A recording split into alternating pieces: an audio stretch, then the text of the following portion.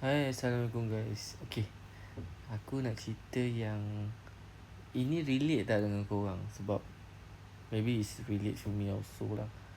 Sebab kisah dia macam ni. Dulu masa aku kerja chicken rice shop, the best moment yang aku suka waktu chicken rice shop is kita orang sambut birthday every single person yang dalam tu.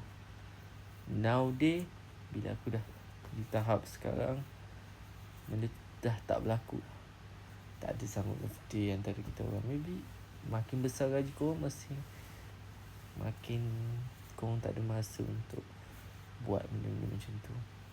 That is why lah, waktu kat chicken rice tu, aku rasa the best moment in my life lah.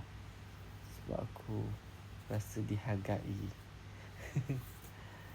Dan waktu tu juga lah aku boleh bagi ke arwah mak aku duit.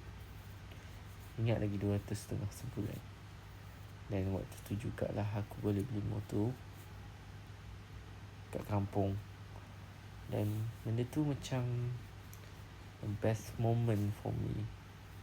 Now, bila kau di tahap duit yang banyak pula, it's not about bersyukur tak, tapi kau akan rasa ketenangan tu waktu dulu lagi best. Tapi bila kau dekat dengan duit yang ada sekarang ni, kau di tahap tanggungjawab kau lagi tinggi. Kau kena ingat tu, Allah bagi kau rezeki lebih. It's not about